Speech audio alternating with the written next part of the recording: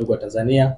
Kwa majina naitwa Abel Zakaria Hanspop, nikiwa na dada yangu Angel Zakaria Hanspop. Tupo mbele yenu hapa kama wasimamizi wa mirathi ya baba yetu marehemu Zakaria Hanspop, ambapo leo hii tumewaita waandishi kwa niaba ya ndugu zetu na watoto wa marehemu Zakaria Hanspop na familia ya marehemu Zakaria Hanspop kuja kutoa shukrani, ambapo awali tuliwaita waandishi wa habari kuomba msaada kwa Mheshimiwa Rais Daktari Samia Suluhu Hassan, tukiomba msaada juu ya mirathi, juu ya mambo ambayo yalikuwa yakiendelea kwenye mirathi ambayo tulikuwa hatuelewi, na juu ya mustakabali wa mali za marehemu baba yetu.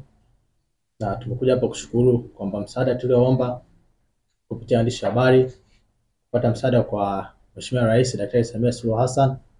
Kwa msaada ulitikia kwa wito mkubwa, na Mheshimiwa Rais aliweza kutusaidia na tukapata msaada, ambapo tumefikia sehemu nzuri kwenye msaada tulikuwa tunauomba. Kwa leo hii tumekuja kuwashukuru na kutoa hilo.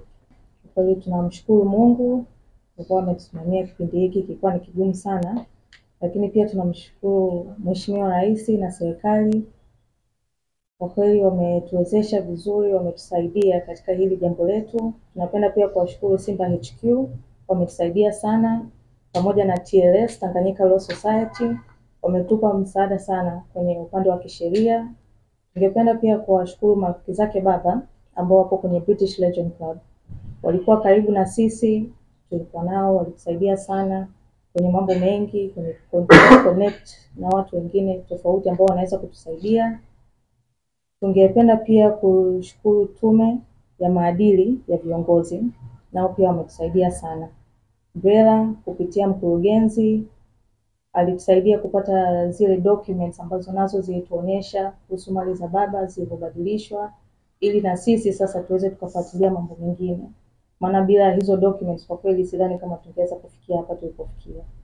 Tungependa pia kushukuru jeshi la polisi kutokea ofisi ya DCI. Walitusaidia katika hayo mambo ya upelelezi, kwenye kujua ukweli kama kweli zile documents zilikuwa zimebushiwa na vitu vimejulikana, na pia wameweza kuwakamata watuhumiwa. Na waandishi wa habari pia tungependa kuwashukuru sana, kwa sababu mara ya kwanza ndio reach out kwenu, mkaja ndio mkafikisha hili jambo kwa watu wote hawa ambao waliweza kutufikia na sisi kutusaidia.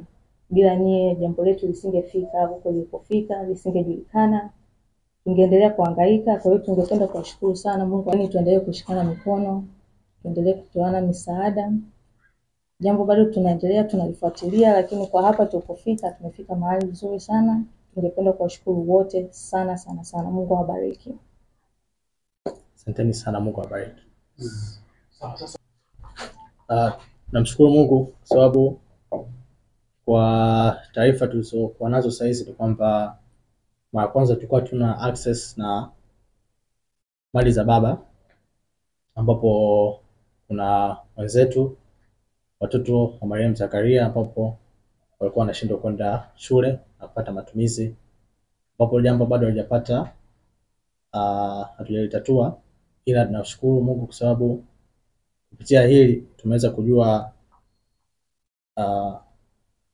kwamba hizo mali zilibadilishwaje na wamiliki walikuwa ni watu wengine ambao walibadilisha hizo mali kwa njia ambazo ni kinyume na sheria na ni taratibu na sheria, ambapo bado tunafuatilia kwa sasa.